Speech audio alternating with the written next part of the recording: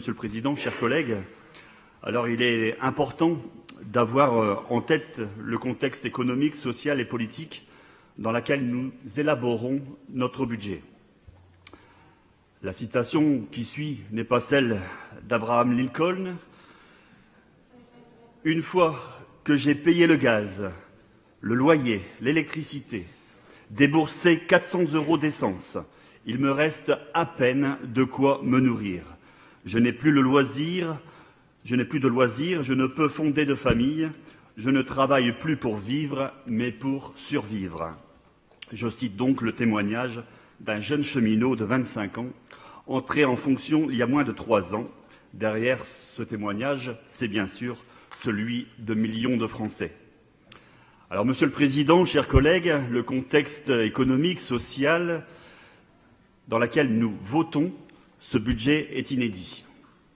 Monsieur le Président, vous avez cette année encore mis au cœur de nos orientations politiques la solidarité et le service public.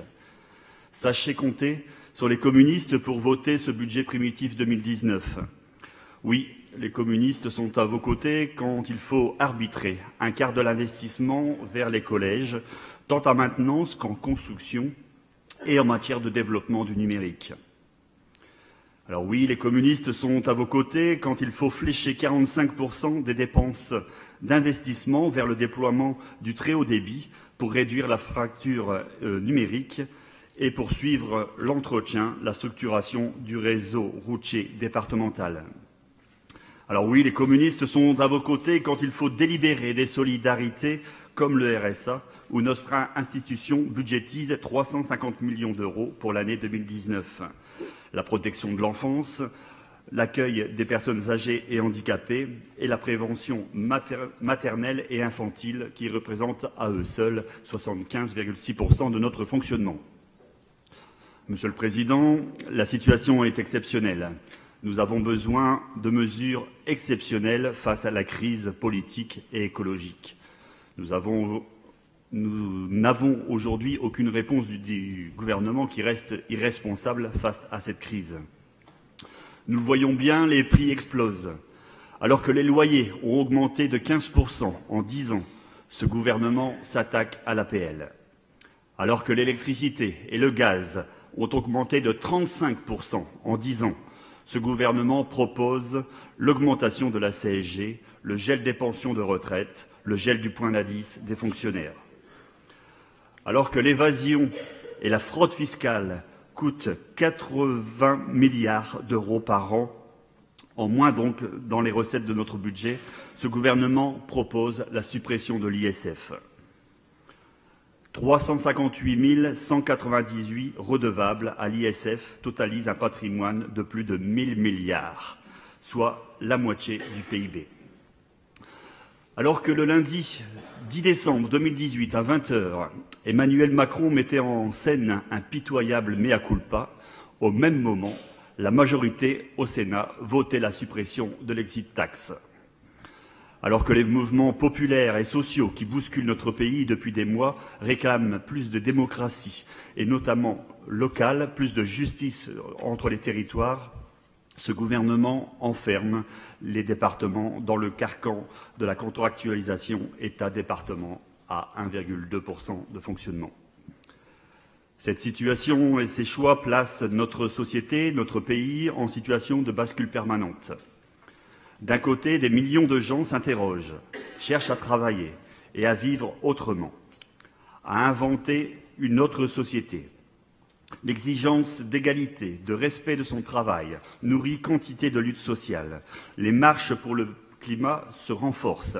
Les femmes revendiquent leur droit à sortir des logiques patriarcales et des violences qui leur sont faites. Les luttes pour un logement digne font irruption dans l'actualité. L'exigence de modèles de transport gratuits émerge. De l'autre côté, les forces libérales, l'idéologie individualisante du macronisme, les managements patronaux s'accommodent d'ailleurs fort bien de ces divisions nourries par les impasses de leurs propres réponses politiques.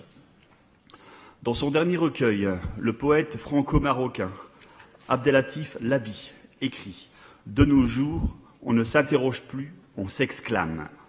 C'est en effet un des plateaux de la bascule. Il y a deux côtés pour retomber de la bascule.